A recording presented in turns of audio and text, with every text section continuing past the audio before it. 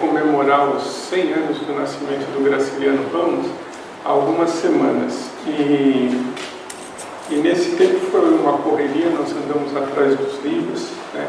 Eu, pessoalmente, não havia lido todos os livros dele, nem os tinha, né? Então eu acabei gastando muito tempo para ir atrás, para procurar. E o engraçado é que o livro mais difícil de encontrar dele foi justamente o Infância, que é o último livro dele. Não tive tempo de ler, dei uma folheada, mas eu tive tempo de reler alguns e ler outros que eu não havia lido ainda, né? Eu vou começar falando um pouco da obra dele, depois de uma maneira geral. Bom, a classificação da obra do Graciliano Ramos é aquilo que o Rui já colocou na primeira parte, que ele escreveu 4 romances, tem 2 livros de memória e tem alguns outros livros de contos, né? Alguns classificam o Vidas Secas e o São Bernardo não como um romance, mas como uma novela. Mas, na minha opinião, isso daí não tem muito fundamento, porque eles têm a dimensão do romance. E é sobre essa dimensão do romance que eu gostaria de falar, porque a dimensão do romance, ela não se traduz simplesmente no número de páginas. Quando nós estudamos teoria da literatura, que nós temos que explicar o que é conto, o que é novela e o que é romance, nós normalmente começamos explicando que isso daí se deve ao tamanho. O conto é uma narrativa breve, a novela é uma narrativa mais ou menos breve e o romance é uma narrativa longa. Não, isso daí é uma noção totalmente acadêmica e completamente desnecessária. Esse negócio de tamanho PNG é coisa que se encaixa mais numa loja de roupa do que numa teoria da literatura, né? O que qualifica um romance como tal é o fato que, num determinado momento histórico, houve uma mudança nesse gênero que era conhecido como o gênero narrativo, que é o gênero que se opõe ao gênero poético, né? Havia a poesia e a narrativa. Só que tanto a poesia, o gênero lírico, né, que chamava, quanto o gênero épico, eles eram escritos em versos. Com o advento da sociedade capitalista, o começo da sociedade industrial, é que houve uma mudança nesse gênero narrativo. Então, passou-se a escrever... já se escrevia há muito tempo em prosa, mas passou a escrever mais sistematicamente em prosa. Então, aquele grande gênero épico dos poemas de Homero, de Virgílio, de Camões, que eram a grande literatura do passado, esse gênero passou a ser substituído pelo romance, que é o gênero épico da sociedade moderna. O Hegel, que é aquele filósofo Hegel, na sua Estética, ele explica que a diferença entre a poesia épica e o romance é que a poesia épica ela era um retrato de um mundo, né, em que o tempo não importava para as pessoas, e que o romance é a narrativa, é a história, é a narração de um mundo em que o tempo ele conta, o tempo é importante, o tempo vale dinheiro, o tempo aprisiona as pessoas e dele não se pode escapar. E ele usa uma frase muito bonita que ele diz o seguinte, que o romance é a expressão da poesia do coração na prosa das circunstâncias. Ou seja, a necessidade de você tratar de maneira poética a vida, que é uma coisa prosaica, sem graça, cheia de situaçõezinhas, de mexericos, quer dizer, é uma vida quase que sem objetivo, sem propósito,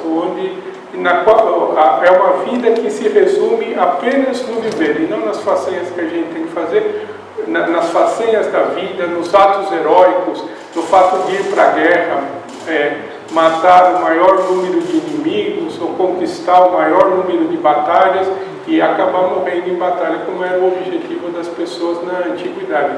O grande objetivo do guerreiro era esse, que esse objetivo do guerreiro é que era retratado na poesia épica. Aquele filósofo húngaro, o George Lukács, ele explica, né, ele teve uma fase antes de ele ser marxista, ele era hegeliano, então ele explica que o romance, né, é o retrato de um mundo onde não existe Deus. Porque o Deus, ou os deuses, era o que controlava o destino das pessoas. Então as pessoas não se importavam com o tempo porque elas já sabiam que a vida delas estava como que programada, né? Que as moiras, né, que eram as entidades que controlavam o destino das pessoas, elas pegavam um fio, né? E esse fio media a vida da pessoa. E onde elas cortassem o fio, aquilo determinava o fim da vida da pessoa. Então, quem vivia naquela época não se importava com o passar do tempo, porque já sabia que aquilo estava determinado. Além do que, as distâncias que separavam a cidade, as distâncias que separavam as pessoas, eram muito vastas. Então, a pessoa não se preocupava com o tempo porque ela vivia no infinito, ela vivia numa espécie de eternidade temporária.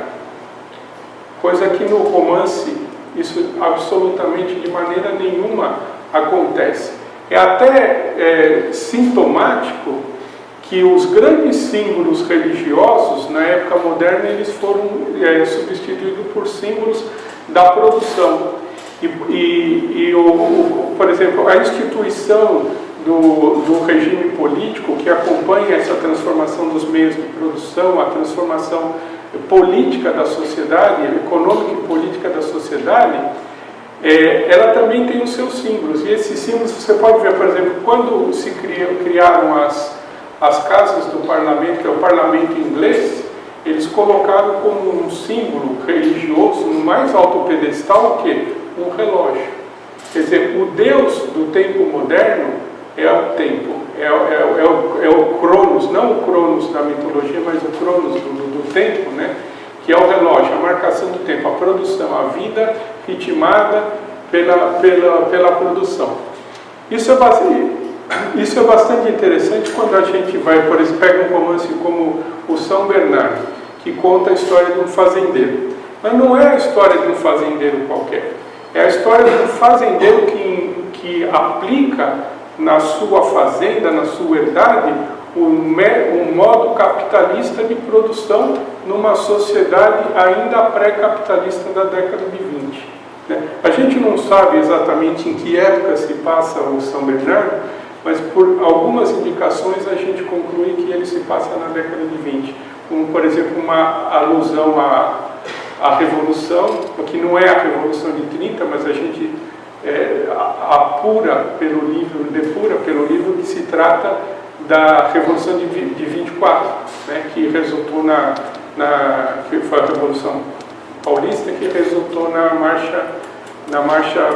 Coluna Prestes.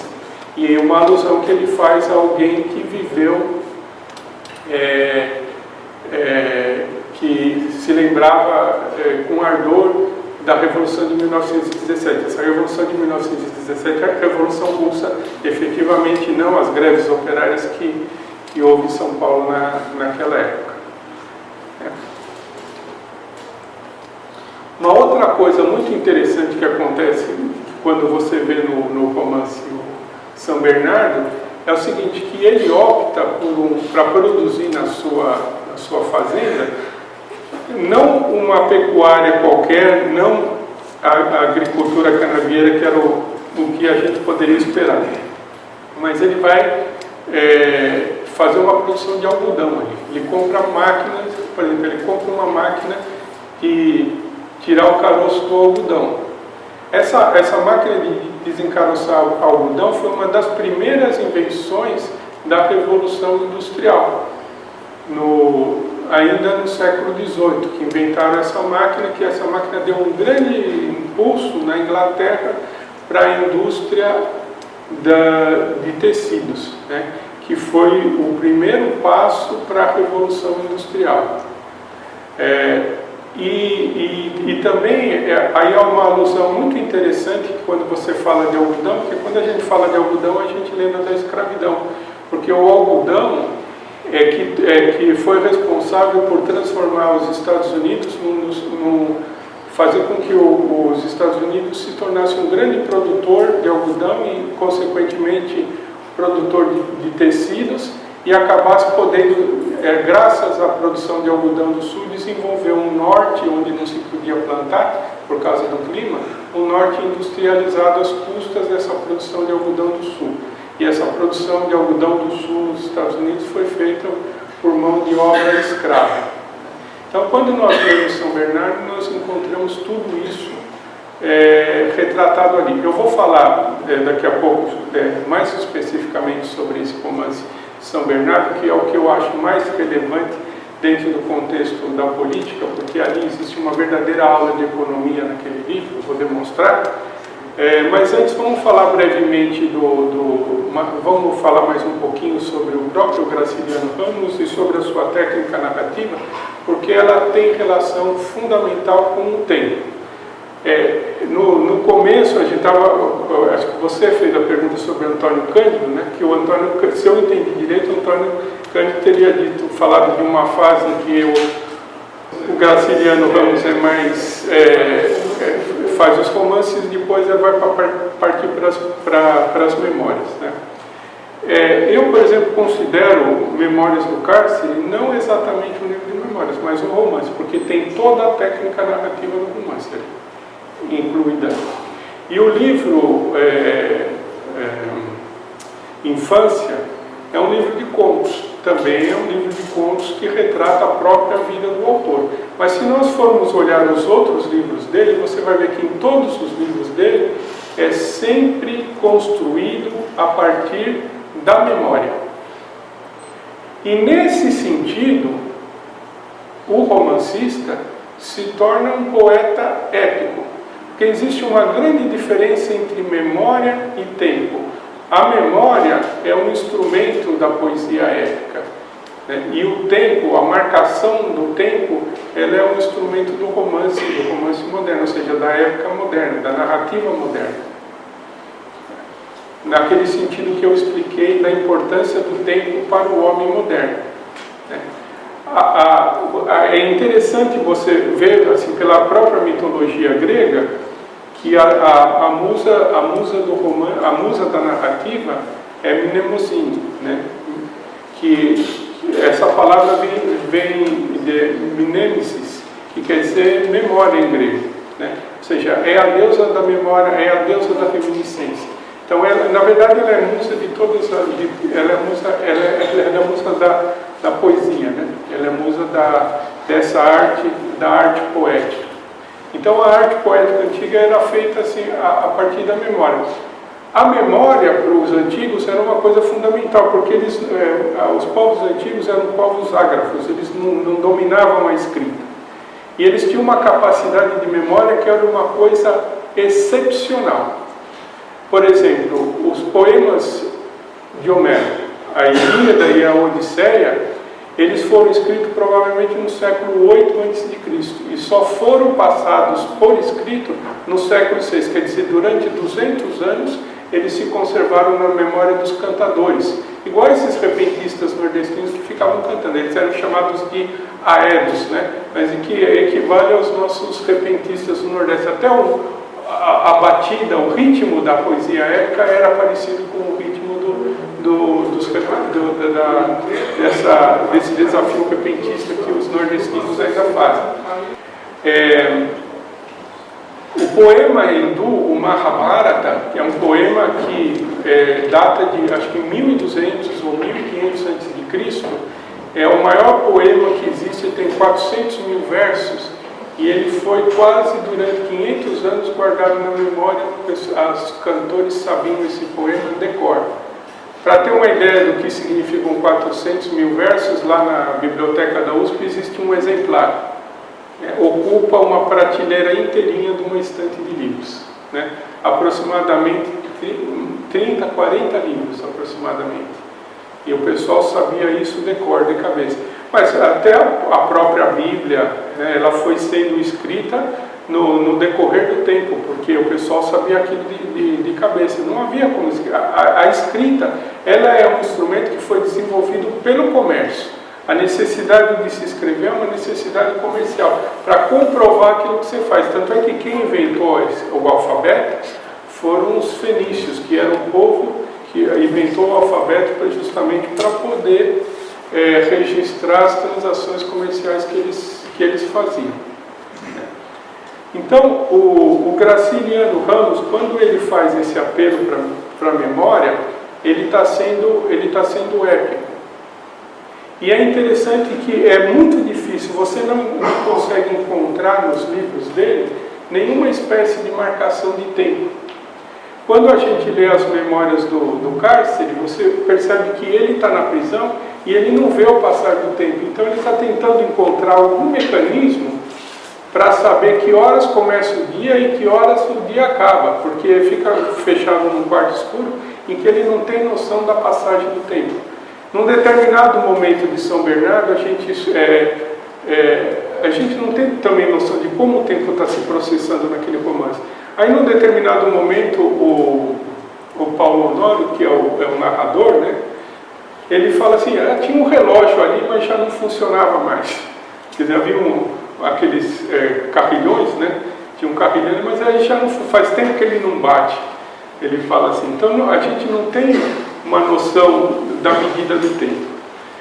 Vai aparecer no São Bernardo uma medida do tempo muito interessante, que num determinado momento ele percebe que as corujas, ele tem uma torre lá acho que no alto do celeiro, lá tem uma torre, e que as corujas ficam fazem ninho lá e ficam piando. Então, num determinado momento ele vai lá e manda matar as corujas, porque ele não aguenta mais ouvir o piado. E o piado daquelas corujas era justamente uma maneira de marcar o tempo, né? E a marcação do tempo é um indício de sabedoria, nesse caso, porque a coruja, né, na verdade, ela era a ave da deusa Atenas, da deusa da sabedoria, da deusa Palas, né? Palas Atenas, que andava com uma coruja, e que aquilo é um indício da sabedoria. Então, a marcação do tempo é um indício de sabedoria, por quê? Porque a personagem que está lá no Paulo Honório é um verdadeiro capitalista. Então, quando o desfecho do romance é esse. A fazenda, evidentemente, entra em decadência, como todo negócio que, ao fim da vida, ele entra em decadência, porque ele quer mostrar um ciclo do capitalismo. Ele não quer mostrar no romance São Bernardo a decadência do meio rural e a ascensão do capitalismo no país. Ele quer mostrar a ascensão e o declínio do próprio capitalismo. Todo o romance gira só em torno disso. A economia rural, ela é mencionada de passagem.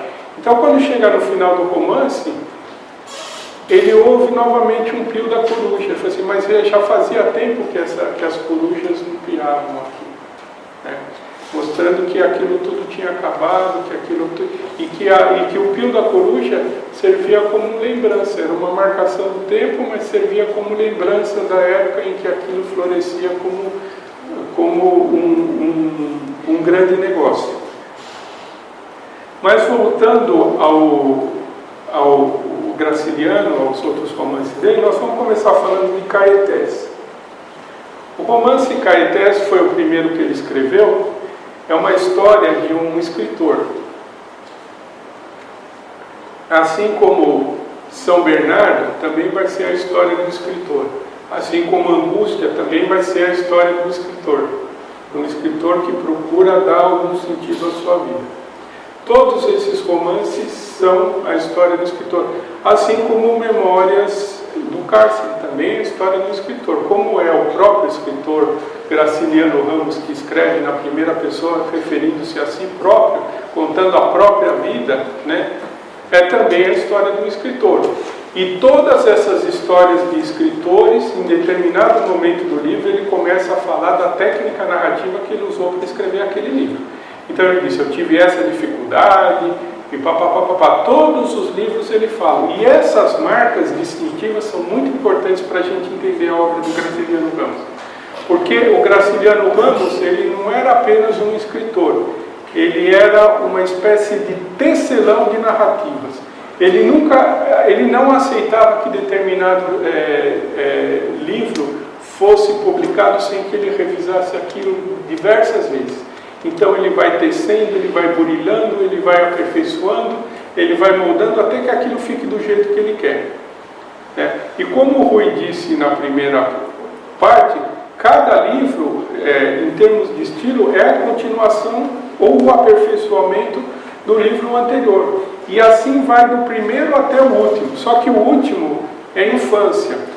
E o crítico Álvaro Lins, ele vai falar que infância é, em termos de estilo, o melhor livro do Graciliano Ramos, curiosamente. O Nelson Werneck Sodré, que era um crítico comunista, ele vai falar que o melhor romance dele, vai chamar de romance, é Memórias do Cárcere, que também são os últimos que ele escreveu. Né? Na minha opinião, e na opinião da maioria dos críticos, o melhor romance dele é o Vida Seca, a melhor obra dele, pelo acabamento. Agora, São Bernardo é uma coisa excepcional também.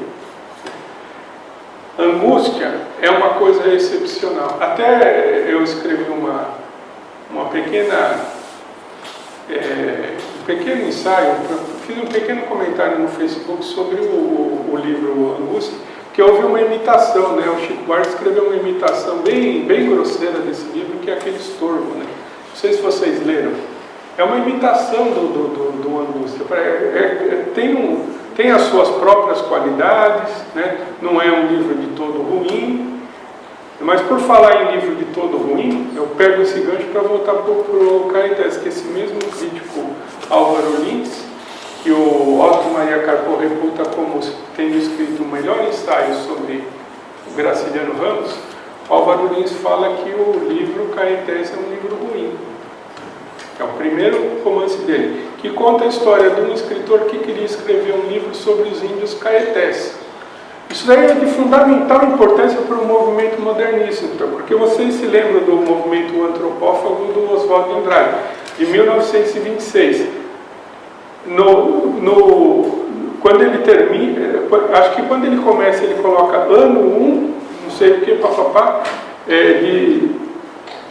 a partir da morte da deglutição do bispo Sardinha. Porque esse bispo Sardinha, ele foi, não tem trocadilho nenhum, coincidencialmente, ele foi comido pelos índios caetés. Ele foi lá para catequizar os índios e ele acabou sendo devorado pelos índios caetés. E o escritor do livro, o protagonista, o narrador do Caetés, ele é um escritor que ele é um escritor, na verdade ele não é um escritor, ele é um guarda-livros. Guarda-livros é aquilo que a gente hoje chama de contador, né? Trabalha com a contabilidade de uma pessoa, né?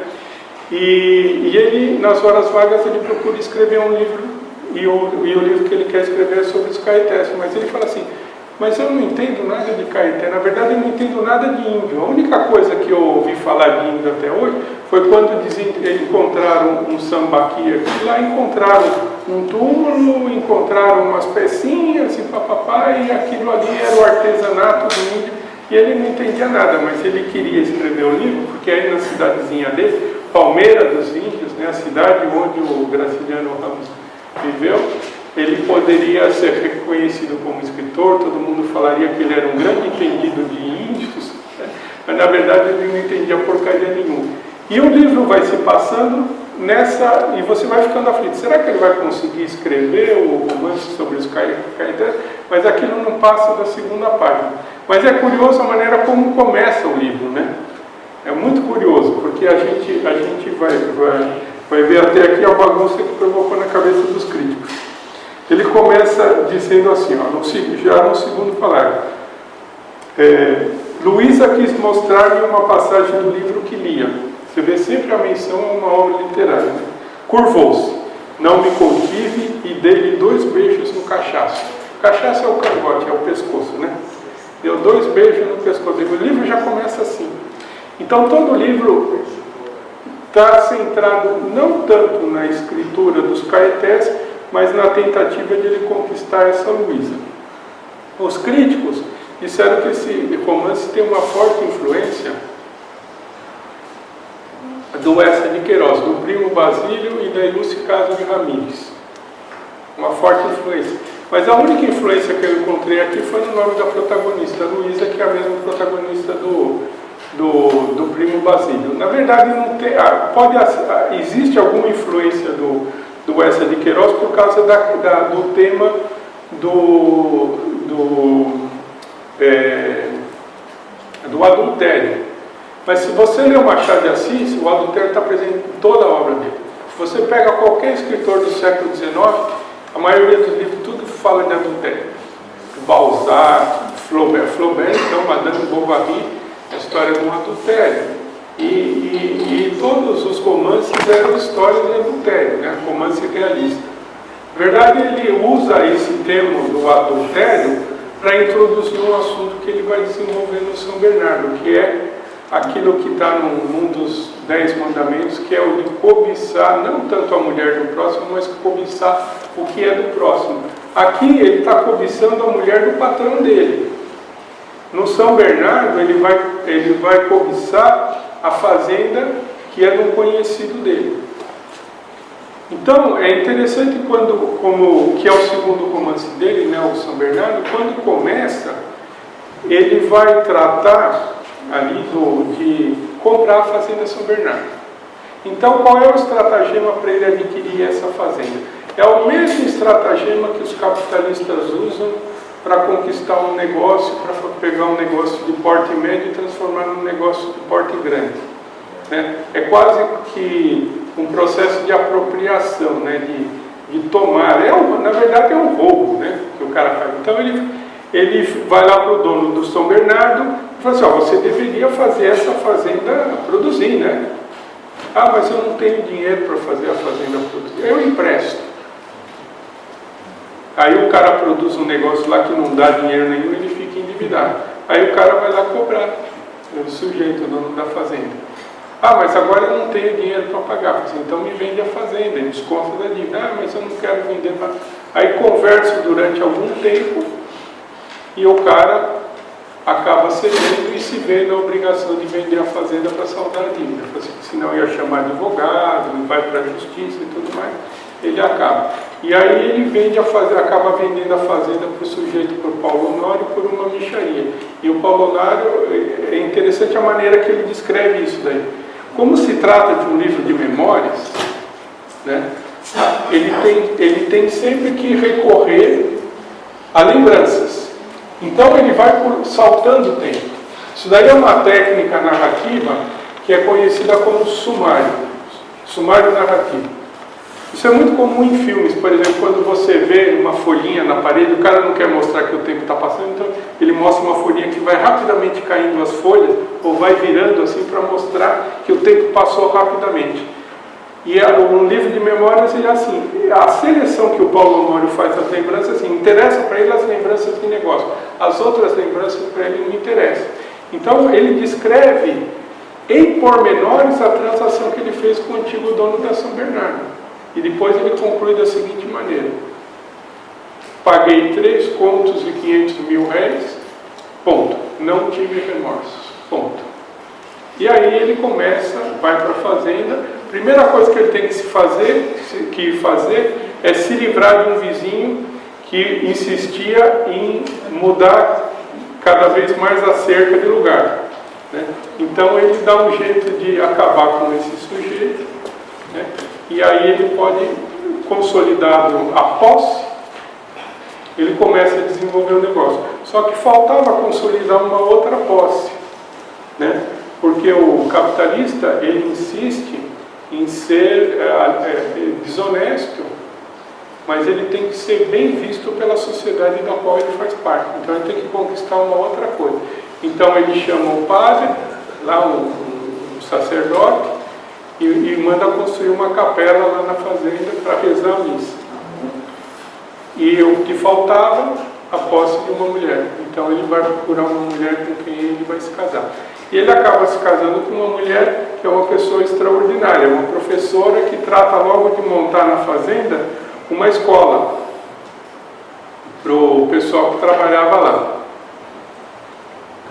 E o Paulo Honório fica reclamando o tempo todo que ela gasta dinheiro, que ela compra mapa, que ela compra giz, que ela compra caderno para criançada, e que aquela criançada é todo um bando de vagabundos, os pais não produzem nada na fazenda, estão sempre encostados na sombra de uma árvore, não querem saber de trabalhar, e que ele acaba tirando a conclusão de que a mulher lhe dá prejuízo. E como ele não consegue fazer a mulher entrar na linha, ele começa a se tornar inseguro em relação a ela. E ele acaba desenvolvendo uma paranoia, como todo dono de negócio tem aquela paranoia de que alguém o está roubando, de que estão desviando mercadoria, que os insumos que chegam para a produção estão sendo desviados. Ele começa a suspeitar também que a mulher o está traindo. E ele vai envolvendo nessa paranoia a mulher de tal maneira que a mulher acaba entrando em depressão e se mata. E aí, em consequência disso, né, ele próprio entra em depressão e ele acaba perdendo o negócio, abandonando a fazenda, e a fazenda acaba sendo ocupada pelo mato novamente. Mas é muito interessante a maneira como o romance é construído dentro do aspecto formal, né? E eu vou explicar isso com mais detalhes, e eu queria que vocês prestassem atenção, porque aqui envolve um conceito do marxismo. É engraçado, né? Porque ele não era marxista nessa época. Ele escreveu esse livro, é o segundo livro dele, né? É um livro que ele terminou de escrever em 1932, e ele só vai ter contato com o Partido Comunista a partir da prisão dele em 1936. Depois da soltura dele, a partir de 1937, ele acaba tendo contato com o Partido Comunista. Por insistência do próprio Luiz Carlos Prestes, ele acaba entrando no Partido Comunista.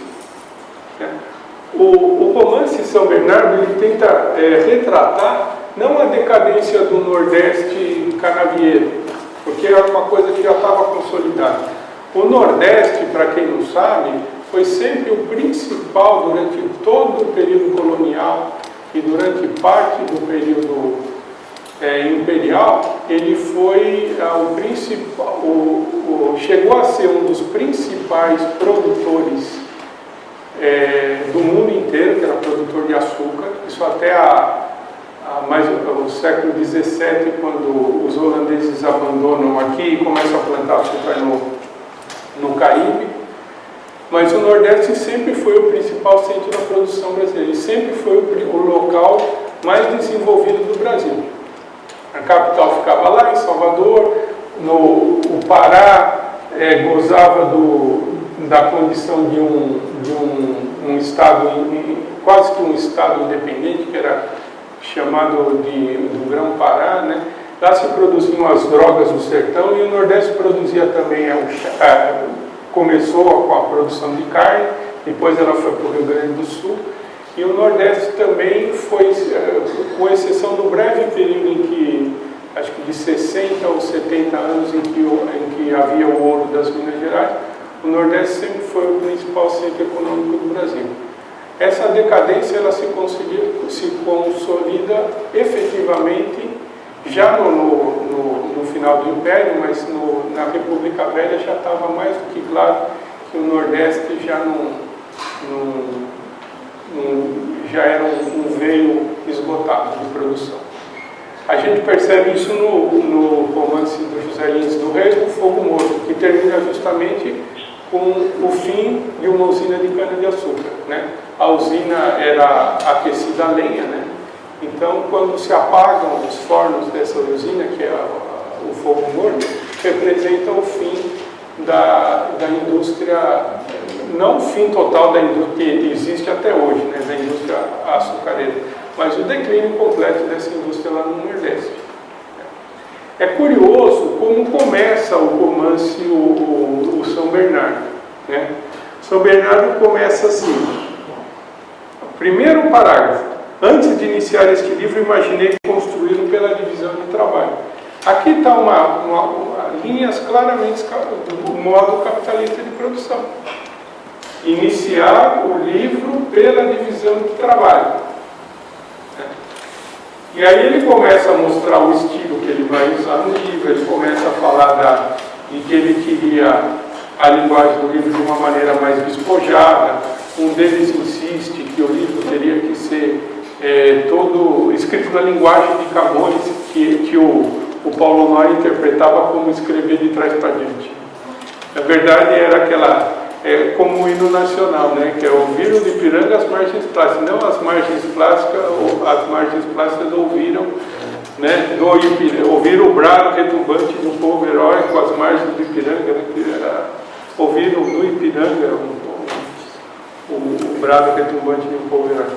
Tudo escrito ao contrário, cheio de hipérbatos, sínteses, né? Ele queria um livro assim, o que o autor interpreta. Aliás, ele queria um livro assim, né? Ele queria um livro na linguagem do Camões. E o Paulo Noy interpreta que a linguagem do Camões escreveu tudo ao contrário, traz para gente de maneira latina, né? Coisas do gênero. E no final ele acaba escrevendo o livro sozinho. E nesse livro ele vai contar as memórias dele. Então, como eu disse, ele usa a técnica narrativa do sumário para narrar justamente as coisas mais importantes da vida dele. E usa o detalhe, aquilo que em técnica, em teoria literária a gente chama de cena, né? Que é descrever a coisa em detalhes, justamente para falar das negociatas dele, né? Ou para falar do prejuízo que ele teve, enfim, coisas relacionadas ao mundo material. O mundo espiritual é tratado rapidamente, e o mundo material é tratado por pormenores nessa obra.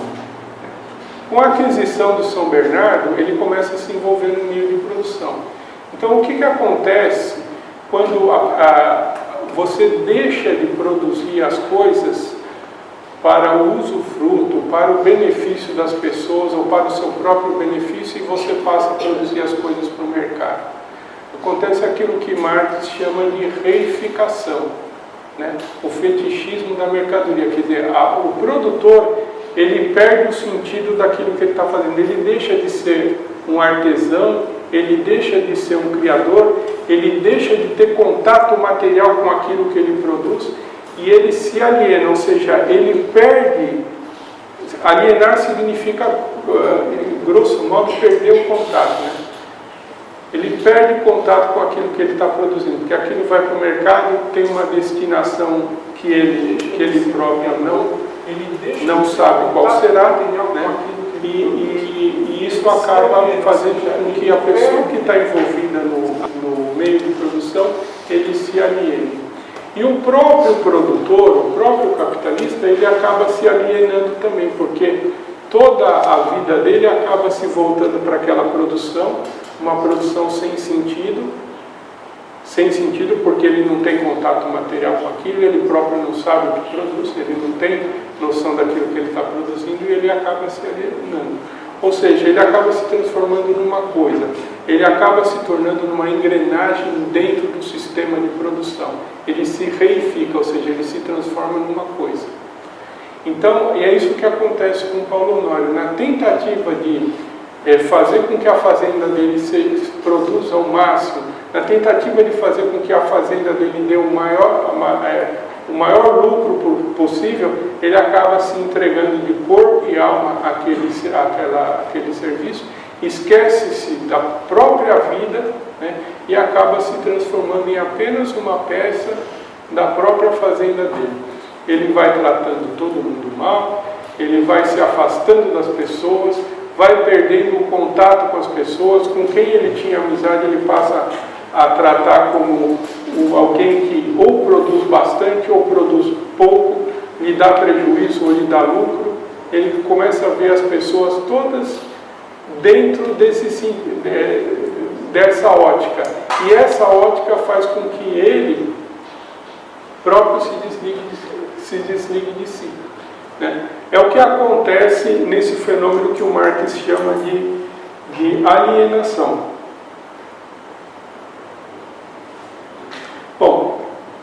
fica muito claro para a gente que ele tenta introduzir o modo capitalista de produção, não só pelo fato de ele dizer que ele vai escrever o livro por meio da divisão de trabalho, mas pelo fato também de que, além de ele comprar diversas máquinas, ele coloca o automóvel na fazenda dele, coisa que o pessoal no Nordeste andava em carro puxado a boi. Ele coloca máquinas, equipamentos mecânicos na fazenda dele, enfim. Ele coloca eletricidade, que era uma coisa que pouco utilizada naquela época, né? Eu recolhi aqui algumas citações interessantes para mostrar como era o pensamento do Paulo Honório, né? Deixa eu ver aqui onde que eu...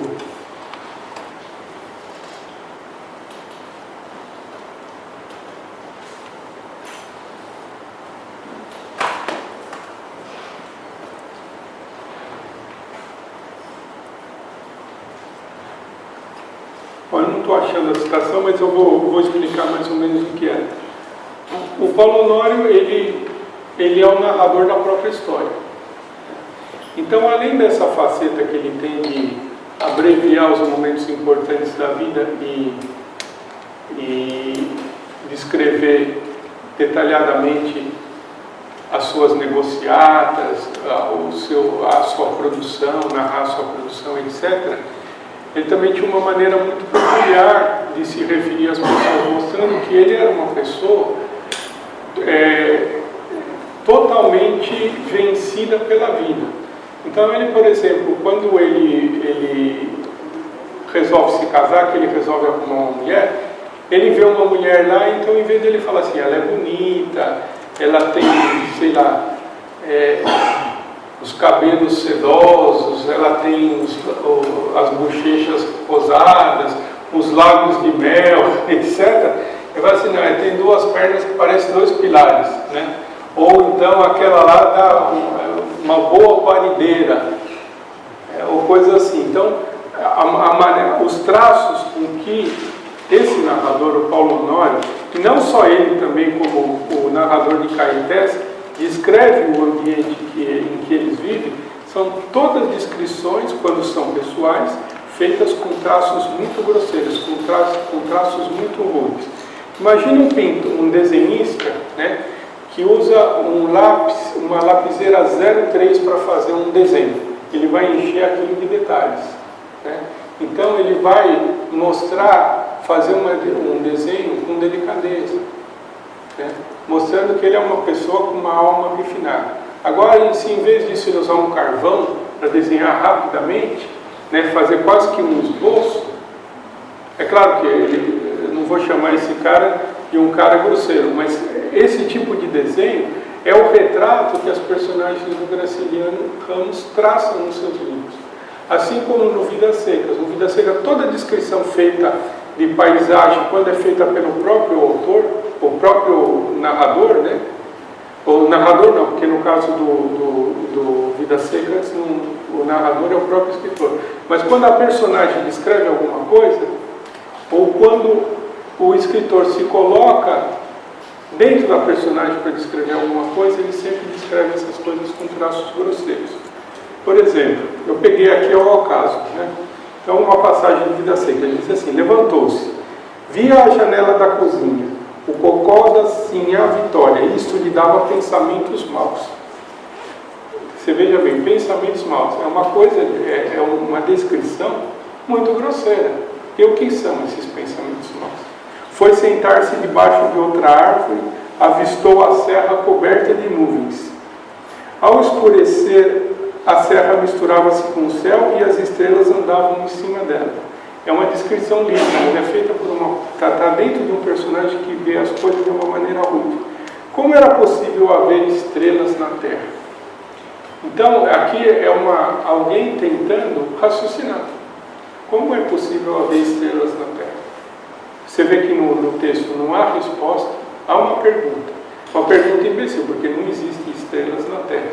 As estrelas estão no céu. O cara provavelmente ele acha que as estrelas estão pregadas num teto que a Terra tem. Alguma coisa assim. Né? Então é a pessoa descrevendo a realidade da maneira que ela enxerga a realidade.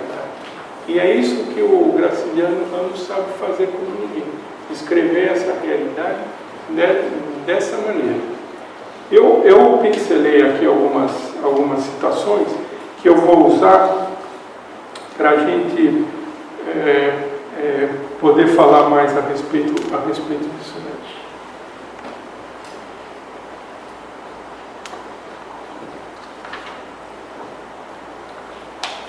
Sobre a maneira como o Paulo Honório descreve as coisas.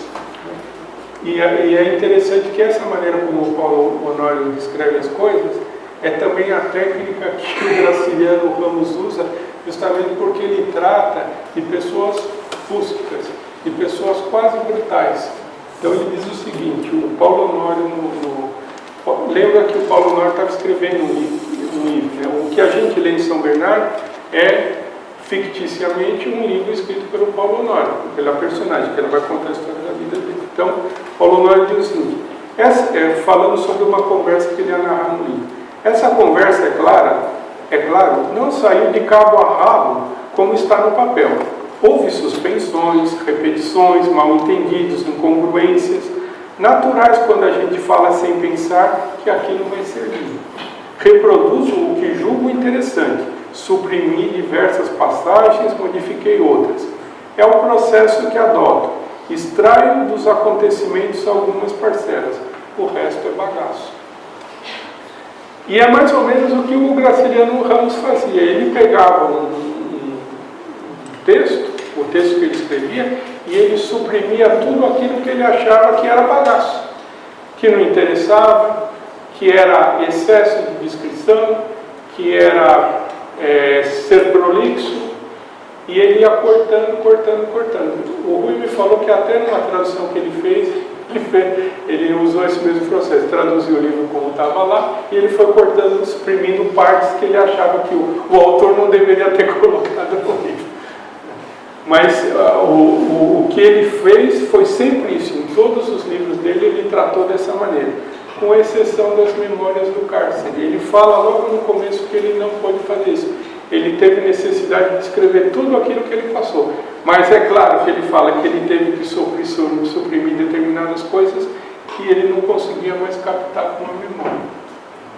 Então esse processo de trabalhar com a memória, de trabalhar com o tempo, de usar o sumário, usar a cena, suprimir detalhes, né? Não acrescentar nada, procurar a brevidade, evitar ao máximo o uso de adjetivos, porque o adjetivo ele prejudica a descrição, embora o autor aqui não estivesse muito disposto a ser descritivo.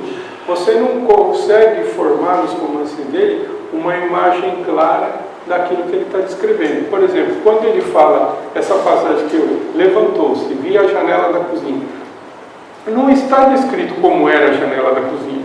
Por isso, um grande prejuízo que muita gente que vai ler esse livro, antes de ler o livro, assiste o filme do Nelson Pereira. Assiste o filme, porque no filme você está vendo a janela da cozinha. Aí ele vai sentar embaixo do mar, você está vendo uma imagem. Você prejudica a sua imaginação, você não imagina como é aquela janela, você não imagina como é aquela árvore. E ele justamente não diz como é que é. Você pode fazer a janela rosada, feita de pinho, será, com uma vidraça. Por que ele não entra nesses detalhes? Porque ele é um escritor moderno. Quem tem que entrar nos detalhes é a mente do leitor. Né? Isso daí é a técnica de toda a arte moderna. É deixar por exemplo, um quadro impressionista. Você olha para um quadro impressionista, você fala, um quadro cubista. Você olha para um quadro cubista e fala, está faltando alguma coisa. É claro que está faltando, é você que tem que completar.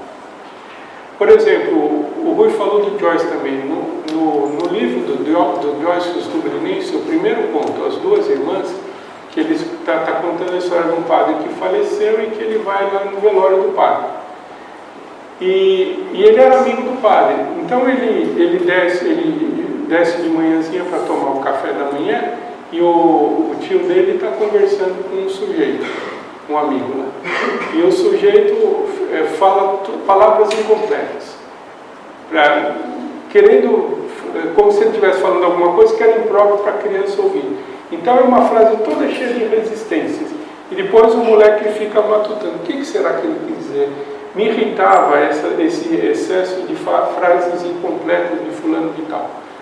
É porque o Joyce estava já sendo moderno. Apesar de ser um conto escrito em 1904, ele já estava usando técnicas cubistas. Ou seja, deixando com que o leitor completasse o significado daquelas frases com aquilo que ele depurasse do texto. Então, o Graciliano Ramos, nessa forma, ele está sendo moderno. Quem faz uma comparação entre o Graciliano Ramos, por exemplo, e o Oswald de Andrade, Oswald de Andrade é anterior, vai achar que o Oswald de Andrade era muito mais moderno do que o Graciliano Ramos, que ele usa uma linguagem, por exemplo, no Memórias Sentimentais de João Miramar, ele usa um estilo telegráfico, assim, frases breves que dão uma ideia total do quadro. E no Serafim Ponte Grande ele radicaliza muito mais ainda essa técnica. Então você ali vê uma radicalização da técnica, o modernismo explícito. O Graciliano Ramos não. Ele é um escritor, escreve de maneira clássica, todos os períodos dele são completos, com precisão gramatical, né? Precisão gramatical que você não encontra hoje nos escritores que reivindicam essa precisão gramatical, né? Pega muito escritor moderno aí que tenta escrever como o Graciliano Ramos escrevia e não consegue, assim, do ponto de vista não do estilo, do ponto de vista da gramática, né? Assim, são livros escritos com correção. Só que a modernidade dele não está aí. A modernidade dele está no arranjo das frases, na escolha dos períodos, na brevidade, na abreviação, na supressão de elementos que não são essenciais e também na construção formal disso.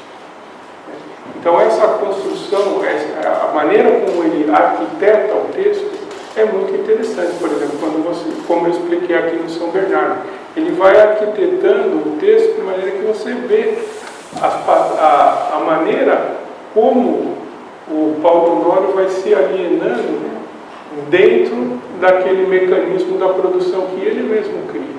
Como o criador acaba sendo dominado pela criatura, acaba se desfazendo naquela realidade que era posse dele, e ele acaba se tornando um elemento dela, ou seja, ele acaba sendo possuído por aquilo de que ele era possuidor.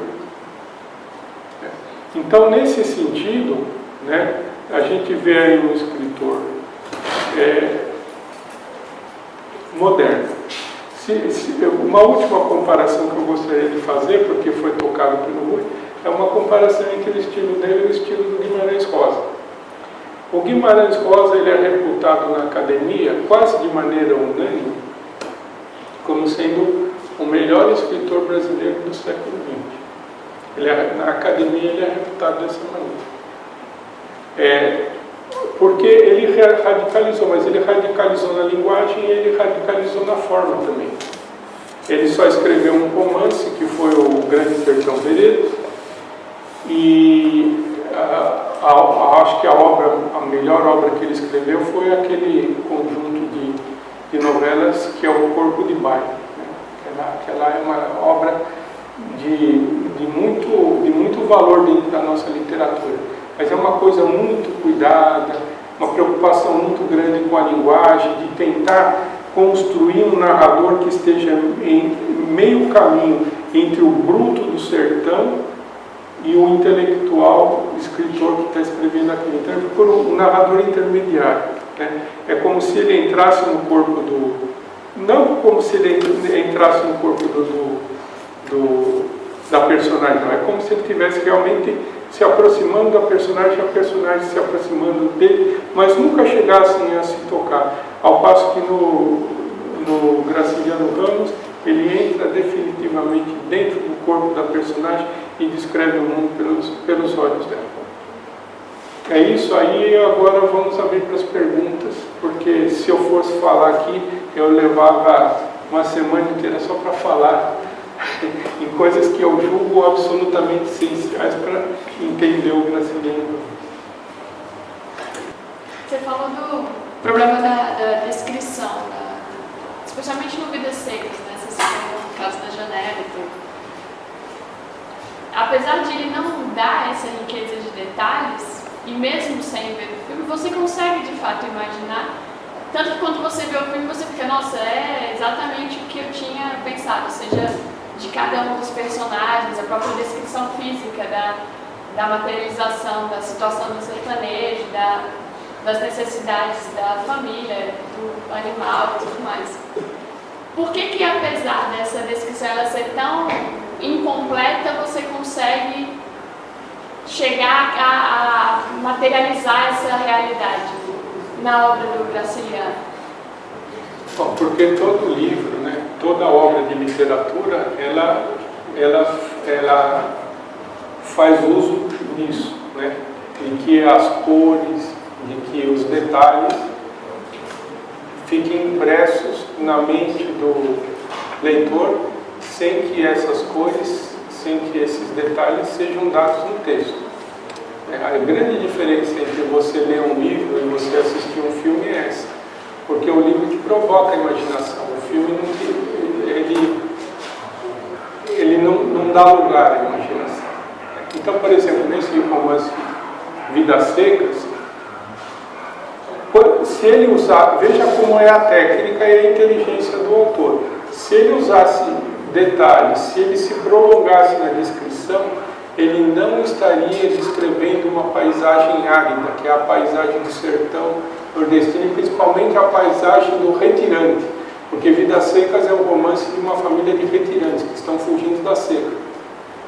Então são pessoas rústicas que vivem num ambiente rústico, que vivem num mundo rústico, um mundo árido, um mundo sem conteúdo, um mundo sem esperança. Esse mundo não pode ter detalhes, esse mundo não pode ter cores, porque é um mundo vazio, é um mundo desesperado, entendeu?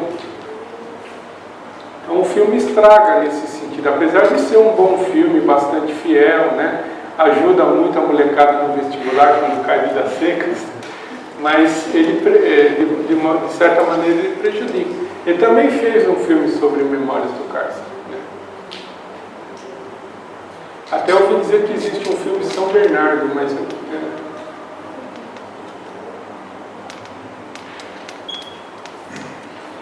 Bom, eu queria comentar, você falou bastante sobre São Bernardo e eu também, apesar de que foi falar pelo menos sobre Vidas Secas, acho que de fato Vidas Secas é o melhor livro, mas eu tenho uma predileção pelo São Bernardo. E eu queria fazer uma pergunta, né? Uma coisa que falam na crítica é que o suicídio da Madalena é a derrota do Paulo Honório, né? Que é a morte. Será como que a gente poderia analisar isso? Tem um capítulo que está exatamente no meio do romance, né, que é a história do dínamo. Você falou também da máquina, e o dínamo emperra, né, o dínamo da máquina emperra. É o começo do Paulo Honório, que é o cara que controla toda a narrativa, e a coisa se dá tanto no conteúdo, né, como na narrativa, né. Outra coisa do relógio também, né, que ele num momento de crise que vem o Paulo Honório que está escrevendo, né, e não o Paulo Honório que ele escreve, né? Aquele Paulo Honório é um capitalista, um vencedor, né? Mas aquele Paulo Honório que está rememorando é um cara completamente destruído. E aí, nesse momento em que volta para o Paulo Honório escrevendo, tem um momento que ele pergunta, né? Que horas são? É aquela coisa do controle do tempo. Quer saber se realmente essa leitura faz sentido? A leitura faz sentido, é realmente uma derrota dele, porque o objetivo do capitalista é controlar todas as fases da produção, né? E o objetivo do Paulo Honório era controlar todas as fases da sua vida. E ele vai perdendo sistematicamente o controle sobre a mulher. E quando ela se mata, é uma maneira de libertação dela. É como, por exemplo, um senhor de escravos que perde um escravo. Ele teve um prejuízo. É uma derrota nesse sentido, que ele, além de ele não ter conseguido ter controle sobre a mulher, ele mostra que ele também não conseguiu ter controle sobre a própria vida. Né? Então aí é até o comparativo, a perda dele como capitalista e a perda dele como ser humano também. Né? Porque ele permitiu que a mulher, ele conseguiu, em vez de fazer com que a vida da mulher fosse uma coisa produtiva, ele tirou todo o sentido da vida da mulher, porque a mulher também precisava produzir, ela era uma professora, ela precisava ensinar, ela precisava educar os alunos, ela precisava ter material de ensino e tal, e ele vai suprimindo tudo isso. Né? Quando ele a deixa sem nada, ela se mata. A gota d'água foi o fato que, quando ele... Lembra que eu falei que ele estava com um problema de divisa lá, que o vizinho dele ficava mudando toda hora o local da cerca, né? E aí, aí ele fala assim, mas isso daí acabou porque ele foi passear, levou um tiro e morreu. Ele conta dessa maneira rápida, sumariamente.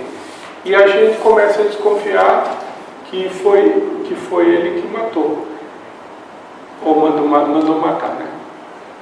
Mas a gente nunca tem certeza. Só que aí a mulher dele estava com uma carta, um pouco antes de matar, ela estava com uma carta. Ele acha que ela estava com uma carta que era uma carta do amante. Aí ele fala assim que queria ver aquela carta, ela não mostra de jeito nenhum. Aí ela se tranca no quarto, ele arromba a porta, ela pega, pica a carta e joga pela janela e sai voando farelo do papel para tudo quanto é lado. E aí ela o chama de assassino. Então, ele não entende muito bem por que ela o chamou de assassino, mas o leitor vai entender, porque acho que a mensagem daquela carta seria alguém aludindo ao fato de que ele teria matado o vizinho dele, para poder ampliar a cerca de volta para os limites, ou como ele diz depois, até ganhar alguns alqueires do vizinho, né? Foi o que ele fez. Então a gente percebe que realmente ele perde o controle sobre a produção, perde o controle sobre a vida, e nesse sentido ele se torna um derrotado. É a mesma coisa que acontece no livro Angústia, também é a história de um escritor, né, que ele está apaixonado por uma mulher, mas ele é um sujeito fracassado. E um outro cara acaba conquistando essa mulher por quem ele está apaixonado. Então ele fica naquela angústia das coisas que ele não pode ter, a mesma angústia que a personagem de São Bernardo desesperadamente tenta evitar. E aí, no caso do livro Angústia, a maneira que ele encontra para resolver esse problema é matar o rival dele.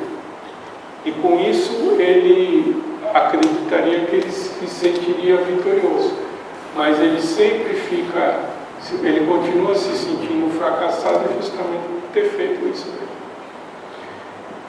Então é assim que a vida da pessoa se consome, né? A própria pessoa vai cavando túmulos, cavando o próprio túmulo. Foi isso que aconteceu. Agora, sobre esse negócio do dínamo emperrado, né, que mostra que é justamente o momento em que a fazenda dele, que é uma máquina que quebra na fazenda dele, é justamente o momento em que começa a decadência dele. E isso daí está muito bem analisado. Eu tive aula lá na USP com um professor que escreveu um ensaio muito bom, uma análise muito profunda do São Bernardo. O nome dele era João Lafetat, e ele morreu 3 anos depois, teve câncer no cérebro e morreu. Era um grande professor, aquele professor que ele parecia um modernista, né? Ele tinha assim, um jeitão de falar do Mário de Andrade. Se olhava para ele, ele era meio mulato, se lembrava o Mário de Andrade, o jeito dele falar. Entendia demais de literatura, e ele dava muita liberdade para os alunos pensarem, né? E ele escreveu esse ensaio, um dos melhores ensaios, talvez o melhor ensaio que tenha sido escrito sobre o São Bernardo. E é um ensaio que se chama O Mundo à Revelia, uma frase tirada do Grande Sertão Veredas, né? Mostrando que o mundo de São Bernardo era o mundo à revelia, né? Você já deve ter lido esse ensaio. Eu sou de Bauru, do Educador de Luta, meu nome é Edmar. Antes de mais nada, gostaria de parabenizar o Rui e ao senhor pela exposição. Só queria colocar um adendo na questão do Vidas Secas, que eu lembro que tem um episódio que a família de retirantes está fugindo da seca para um outro estado e passando dificuldade e fome. E tinha um personagem que era um cachorro e um papagaio, e o cachorro chamava-se Baleia, e aí ele era muito, vamos dizer assim, muito amigo do papagaio. Só que no momento da fome ele acabou comendo a baleia, comeu o papagaio, a baleia era um cachorro. Isso aí leva um princípio também do marxismo, que comenta que cita que o sistema determina o homem. Quer dizer, todo aquele problema do capitalismo, a questão da seca do Nordeste, isso fez com que, mesmo aquele animal que se via simpático com o outro, que era tipo o melhor amigo dele, ele teve essa reação de matar para poder sobreviver, né? O sistema empurrando por uma atitude que ele não queria praticamente fazer, teve que fazer para sobrevivência. Eu queria só comentar essa passagem, né? Porque na época eu não me ative a questão dos conceitos do marxismo, né? E agora foi comentado aqui, analisado, e isso me puxou pela memória. Só queria fazer essa ressalva, tá? Obrigado. Bom, só tem que fazer uma retificação. Não é o cachorro que come o papagaio. No começo do livro eles estão fugindo da seca e eles um casal com duas crianças, um cachorro e um papagaio.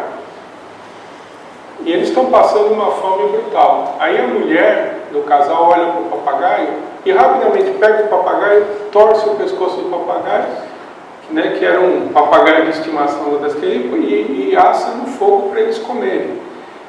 Né? Aí ela faz a seguinte observação: ele não cantava mesmo? Ele não cantava, ele não falava mesmo, né? O papagaio não falava, então não servia para nada. Quer dizer, era um amigo, né? Era um companheiro, um papagaio, era um companheiro das crianças, né?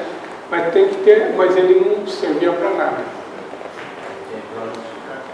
Então é justificativo. Ou seja, a brutalização da pessoa, né, também leva a esses conceitos de tratar todas as coisas como objeto de uso e serventia. Aquilo que não tem serventia, aquilo que não presta para nada, tem que ser descartado. Mas era uma justificativa mesmo, porque serviu, né? Serviu para comer, para encher a barriga, ou pelo menos para abrandar um pouco a fome. O que o Graciliano Ramos faz nesse livro é descrever o mundo pelos olhos de pessoas brutas. O Álvaro Lins ele diz o seguinte, que todas as personagens de Graciliano Ramos são pessoas desprezíveis. São pessoas pelas quais o próprio Graciliano Ramos não nutre nenhuma simpatia. São pessoas brutalizadas pela sociedade, né? E ele de fato não as descreve em simpatia. Aí ele faz o seguinte comentário, na verdade, a única personagem pelo qual ele nutria alguma simpatia foi pela cachorra baleia. Porque a baleia, não sei se vocês todos leram o livro, né? Porque a baleia, ela se machuca, né? Num determinado momento ele tem que sacrificar a cachorra. Então, o Otto Maria Carpo, quando ele fala desse livro, ele diz que ele faz uma comparação entre o Graciliano Ramos e o José Lins do Rego. Então, assim, que o José Lins do Rego era um escritor que ele conseguia descrever uma cena que comovia o leitor. O Graciliano Ramos era incapaz de fazer isso daí. As descrições dele são tão secas quanto as vidas secas. Mas o momento da morte da baleia é realmente um momento comovente. E no filme também. No filme você quase chora quando você vê as crianças desesperadas porque o pai ia dar um tiro na cachorra. Você vê que todo mundo ali é bruto, mal sabe falar. O cara, ele mal consegue se expressar. Ele fica ouvindo os outros falar para ver se ele aprende alguma palavra diferente. Aí ele aprende uma palavra bonita e que ele acha que é bonita e não sabe nem o que significa, né? E ele tenta repetir aquela palavra e ele não consegue, né? Porque não tem nem a articulação necessária para pronunciar aquela palavra. São gente realmente brutalizadas pela vida. É uma crítica, evidentemente, não às pessoas, mas uma crítica à política do Nordeste, à política de miséria do governo brasileiro. Essa é a crítica que ele faz. As pessoas são meros retratos, meras vítimas dessa sociedade. O fato de ele não nutrir nenhuma simpatia por elas é porque ele queria que elas fossem diferentes e ele próprio era diferente delas. Né? Mas ele era capaz de enxergá-las e de saber o que elas estavam sentindo. Então, minha pergunta é a seguinte: você falou que no final do livro sobre Bernardo, a fazenda ela cresce mato, quer dizer, a industrialização da fazenda, de modo que a pessoa dá certo. Né? E no José dos Reis é meio que ao contrário, né? É o processo de usina, de industrialização que vai gradativamente comendo aquele ciclo da bagaceira. Eu quero saber por que é essa diferença, se é possível fazer uma relação e qual seria a relação entre o livro São Bernardo e esse ciclo dos anos do Rei, da bagaceira. Então aí é a questão do romance social, né? No caso do José Lins do Rego, ele está escrevendo um romance que ele mostra o fim de um ciclo, né, da nossa economia, né, no que essa decadência afeta a vida das pessoas, né, mas ele está usando aquilo, colocando as suas personagens num determinado contexto histórico. No caso do São Bernardo, ele não está fazendo isso. Ele está mostrando como o capitalismo afeta a vida de uma pessoa, do capitalista. Então, toda a descrição é feita pelo próprio capitalista, a maneira como ele vê o mundo. Né? Ao ver o mundo como as pessoas, ele tá criticando o próprio capitalista. Né? É claro que aquilo lá não é um livro escrito para fazer uma crítica ao capitalista, né? Mas é um retrato, né, da reificação de uma pessoa, da coisificação de uma pessoa. Essa pergunta do André me levantou umas outras questões assim. Me parece que uma crítica a essa sociedade da cana-de-açúcar, né, que é mais tratada pela obra do José Lins, no Graciliano está em angústia, né? Porque parece que o Luiz da Silva é aquele descendente dessa aristocracia rural, né, que algumas pessoas chamam assim. E, enfim, tem até aquela coisa do nome, né? Quando o Luiz da Silva, ele fala o nome do avô e do pai dele, os nomes são enormes, né, e ele é só o Luiz da Silva. Bem até sugestivo esse nome, né? E hoje o Luiz da Silva chegou na presidência. Enfim, mas é uma amostra, né? E eu acho que ele até diz isso uma vez, né? Que ele queria mostrar a decadência dessa tal aristocracia rural nordestina. Bom, é isso aí. Os aristocratas, todos eles têm nomes muito longos, né? Que mostra, os nomes revelam as alianças de parentescos que são construídas entre as famílias da nobreza, né? Que eles chamam de nobliarquia. O ciclo canavieiro no Nordeste, sobretudo o canavieiro, foi feito por uma aristocracia rural. Uma aristocracia que estava ali, o fato de ele não usar os nomes no meio, usar só Luiz da Silva, mostra que ele já não faz mais parte dessa aristocracia. Não que ele é rejeite, porque ele se sente como uma pessoa fracassada na vida. Então, no fundo, ele até a deseja. Então, ele usa o nome de Luiz da Silva assim como uma maneira como um recalque. Como quem diz, eu não preciso disso, eu não dependo disso, mas no fundo ele precisava, no fundo ele dependia, porque ele não era nada.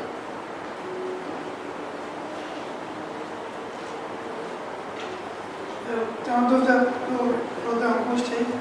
assim, o livro ele é meio... eu li várias vezes no começo e não entendi.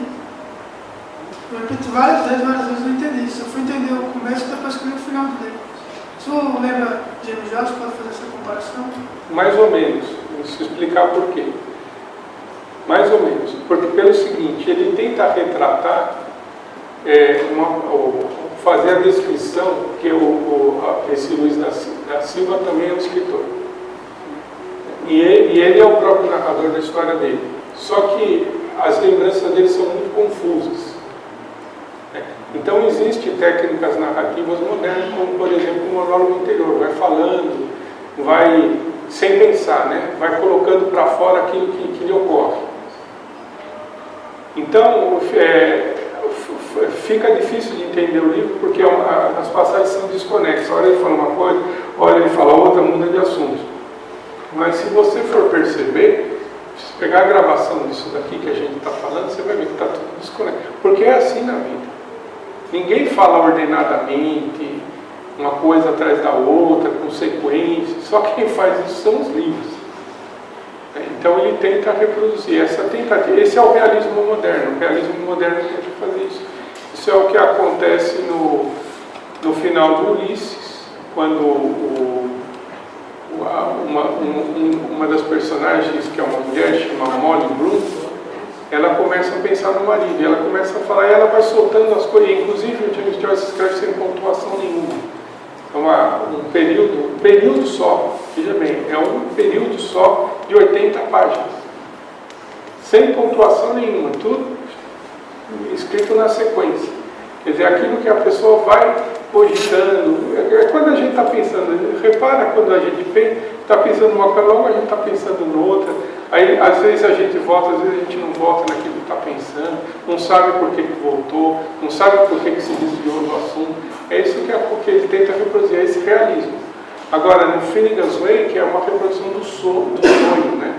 Então aí já é uma linguagem muito mais complexa, né? Ele tenta reproduzir o que se passa dentro do sonho da pessoa. A pessoa sonha, então é aquelas imagens mais desconexas ainda. Por exemplo, quando a gente está dormindo, sonhando, a gente sonha que a gente está num avião, daqui a pouco você está montado nas costas de uma vaca. Você não sabe por quê. Então é pior ainda do que os nossos pensamentos. Mas aqui no livro é a mente de uma pessoa perturbada. Se a pessoa é perturbada, não espere que o cara vai escrever uma coisa linear. Porque aí mostraria que a pessoa não só ela não é perturbada, como ela é até cartesiana, né? Um pensamento lógico, formal, começo, meio e fim, né? Hipótese, né? A tese, antítese, né? Conclusão. Não é assim que a gente pensa. E ele tenta reproduzir a maneira como... Então a comparação que o Rui fez é bem apropriada com o romance do Faulkner, né? O Som e a Fúria. Porque o Som e a Fúria, o título é tirado de uma frase do Macbeth. Macbeth, quando está morrendo, ele fala que a vida é uma piada contada por um idiota, cheia de som e de fúria e que nada significa. Então o Faulkner pega essa frase, Som e a Fúria, né, e faz com que o narrador seja um idiota. Pegando toda a fala do Macbeth, né? A vida é cheia, é uma piada contada por um idiota cheio de som e fúria. Então por isso que o livro se chama O Som e a Fúria, é narrado por um idiota. Então tem que ser um pensamento completamente desconexo de uma pessoa fora de si. E é interessante quando você parece até maldade da minha parte, mas é interessante quando você tenta colocar esse pensamento desconexo em conexão com a realidade, fica uma coisa ridícula. A minha mãe tinha uma amiga que eu tinha um filho mongoloide. E ele era muito limitado, ele já tinha uns 20 e tantos anos e pensava como uma criança realmente. E a minha mãe deu uma festa em casa à noite e foram lá. Estavam presentes duas crianças, dois priminhos meus, assim, de 10, 11 anos de idade, um casalzinho de uma gracinha. Então, o cara de 20 anos que tinha uma idade mental de criança se enturmou com as crianças como se fossem pessoas da mesma idade, estava lá no carro de papo. Aí eu cheguei para os meus primos, eu também tinha 17 anos, era um pouco ingênuo, falei assim, olha, conversa com eles direitinho, mas não liga porque eles falam, porque esse menino é doente. Eu falei assim para as coisas. E aí fui embora, fiquei lá cuidando de outras coisas na festa e tal. Aí depois ele tinha uma edícula no fundo da casa e eu cheguei, era onde era o quarto da empregada. As duas crianças estavam conversando com um sujeito lá. Aí eu entrei lá, o sujeito falou assim, quando eu crescer, já tinha mais de 20 anos, quando eu crescer, eu vou morar nos Estados Unidos e vou casar com a mulher biônica. Aí o meu priminho viu, mas só depois que você sarar, né? Você vê, é interessante, as crianças tinham um pensamento lógico e estavam entrando na conversa dele, levando a conversa deles a sério. E levou aquilo que eu falei também a sério. Então, interpretaram literalmente o que ele estava falando, que ele só poderia realmente ir morar nos Estados Unidos e casar com a mulher biônica depois que ele sarasse. A doença que ele tinha, as crianças não tinham a menor ideia de qual era. Hoje a gente já sabe que não é doença, né? As doenças são outras consequências. Porque até hoje a ciência não provou que existe doença mental. Aquilo que a gente chama de psicose, de esquizofrenia, não são doenças, né? São formações da maneira de pensar da pessoa. Não são doenças, são características próprias da pessoa, né? Eles tratam como doença para que a pessoa possa conviver de maneira aceitável dentro da sociedade.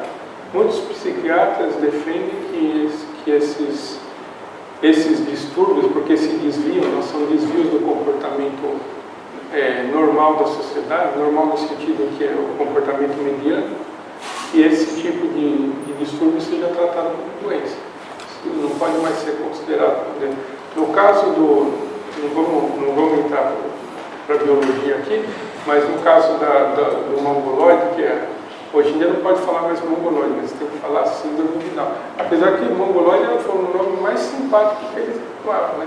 Porque mongoloide significa que a pessoa tem características orientais. Era isso que significava. Era um termo que foi dado delicadamente, né? Depois virou, daqui a pouco chamar alguém com síndrome de Down, vai ser horrível, né? A pessoa vai ficar ofendidíssima.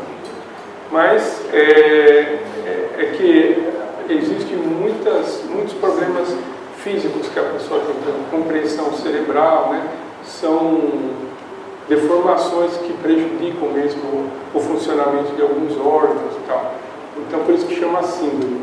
Mas a capacidade mental não pode ser tratada como doença. Tanto é que se você educar no meio normal, a pessoa desenvolve muito mais inteligência do que se desenvolvia antigamente.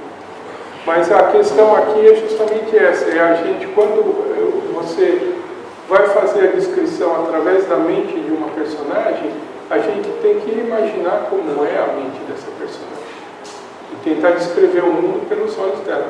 E aí isso só passou a ser feito a partir do romance moderno. Antigamente ninguém nunca pensou em fazer uma coisa dessa. Apesar de que existe um conto russo chamado Gogol, que se chama Diário de um Louco, que é fenomenal, né? Então é um mundo descrito pela memória desse louco, é o louco contando a história da vida dele. Só que ele, é engraçado que esse louco ele não é louco, né? Ele é uma pessoa que ela vai enlouquecendo.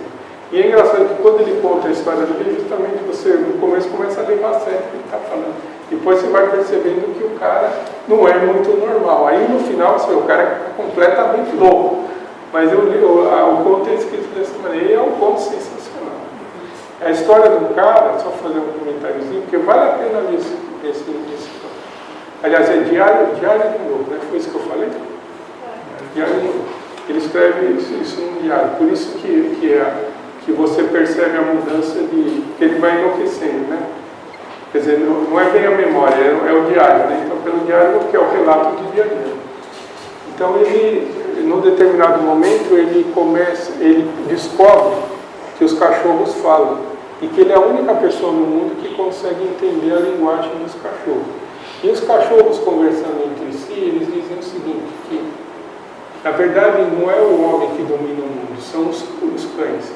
Que o homem é um escravo deles. O homem leva a gente para passear a hora que a gente quer. A gente não precisa nem se dar o trabalho de passear, é eles que levam a gente para passear. Eles que nos dão comida, eles são escravos nós, a gente não produz nada para eles e eles fazem tudo pela gente. E aí o cara vai desenvolvendo uma paranoia e ele quer denunciar aquilo. E aí ele denuncia e interna o cara num hospício. Só que não dizem que ele foi internado num hospício. Ele próprio não acha que ele foi internado no hospício, ele acha que ele vai para um castelo, né? E aí ele descobre que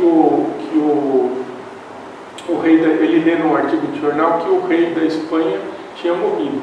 Então ele começa a te dar uma série de conclusões pelo nome, pela circunstância. Ele fala assim, eu sou herdeiro desse rei, então ele reivindica o trono.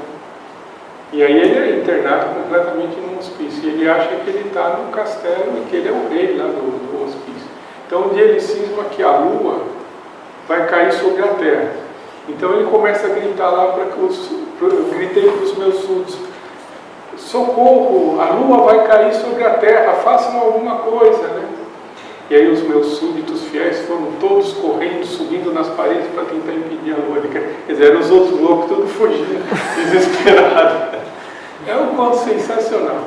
O Gogol é impressionante. Mas esse negócio de tratar a linguagem do louco, escrever como se um louco estivesse escrevendo, é coisa realmente da literatura moderna. Apesar de Dom Quixote, né? Mas o tentar reproduzir a linguagem do louco é coisa da literatura moderna. Não o louco como personagem, como na... O Faulkner, só mais um comentário, ele escreveu um outro livro que foi traduzido para o português com o seguinte título, Enquanto Agonizo, que é a história de um cara que ele sofre um acidente, se não me engano ele é atropelado, né? E ele está sendo levado numa ambulância para um hospital. E na maca, enquanto ele está naquele desespero se ele vai morrer ou se ele vai sobreviver, ele narra toda a história que se passa no livro. Então é um lapso narrado ao longo de todo o livro. Né? Então são essas experiências que a literatura moderna faz com a escrita. O Joyce descreve, no Finivel Zweig, ele quer reproduzir o que se passa no sonho de uma pessoa, né? A linguagem do sonho, e quer eliminar dessa linguagem a simbologia, é uma coisa muito impressionante o que se fez.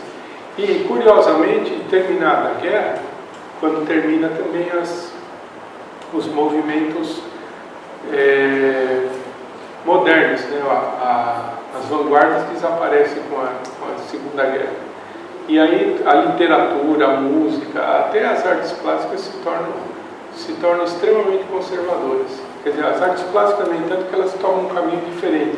Um caminho mais conservador, embora a forma não vire tão conservadora, né? Mas na literatura, a linguagem foi abrandada. Se compara, por exemplo, qualquer escritor contemporâneo, um escritor surrealista, você vai falar assim, não, isso aqui é literatura do século XIX, a do contemporâneo. Você pega uma música, um compositor de música clássica de hoje em dia, você fala, é compositor do século XIX, no máximo do começo do século XX. Apesar das grandes experiências da vanguarda e tudo mais, isso tudo voltou a ser o que era. As artes e o pensamento humano, depois da Segunda Guerra, regrediram assustadoramente, até na ciência. A quantidade de descobertas científicas que foi feita na primeira metade do século XX foi gigantesca. Hoje em dia nem se compara. Hoje em dia, essa segunda metade do século XX presenciou mais descobertas científicas do que a primeira metade, mas a quantidade proporcionalmente foi um retrocesso. Se você calcular proporcionalmente, foi um retrocesso. Bom, não tem mais ninguém que quer fazer pergunta? Então a gente vai encerrar por hoje. Queria agradecer a participação do Afonso e agradecer a participação de todo mundo. Obrigado.